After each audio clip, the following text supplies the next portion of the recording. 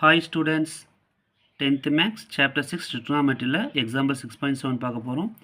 LHS பாருங்க 1, 2, 3, 4 format கொடுத்துருக்காங்க. நம்ம ஈக்குவல் டு 1 நம்ம ப்ரூவ் பண்ண போகிறோம். இப்போ LHSல இந்த 4 ஃபார்மேட்டையும் நம்ம எடுத்து ரைட் பண்ணியிருக்கோம். இதில் பார்த்தீங்கன்னா ஃபர்ஸ்ட் ஒன் பாருங்கள் சைன் ஸ்கொயர்னு இருக்குது. அதே மாதிரி சைன் ஸ்கொயர் எங்கே இருக்குதுன்னு பாருங்கள், இந்த லாஸ்ட் டேர்மில் இருக்குது. ஸோ நம்ம என்ன பண்ண போகிறோம் அப்படின்னா ஃபஸ்ட் டைமையும் லாஸ்ட் டைமையும் ஜாயின் பண்ணி எழுத போகிறோம் நியர்பையாக. இப்போ sin squared a cos squared b plus sin squared a sin square b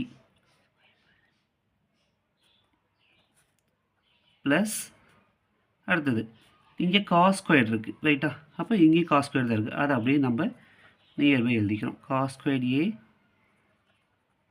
sin squared b plus cos squared a cos square b. இப்போ நம்ம காமனாக எடுக்கலாம். இப்படி காமனாக நீங்கள் எடுக்கும்போது பாருங்கள், இங்கேயும் sin square a இருக்குது, இங்கேயும் sin square a இருக்குது.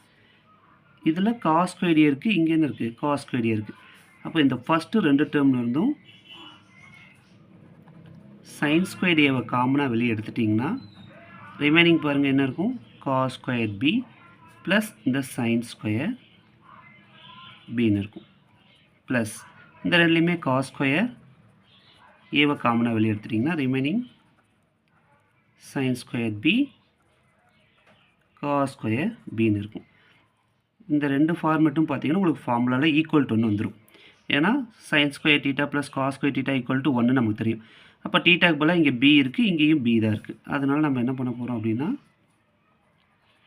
sin square a ப்ராக்கெட்டில் இதோட value 1 plus cos square a ப்ராக்கெட்டில் இதோட ஃபார்முலா 1. ஸோ 1ஆல் மல்டிப்ளை பண்ணால் சேம் வேல்யூஸ் தான் நமக்கு வரும். இப்போ sine square A plus cos square A நமக்கு வந்துருச்சு.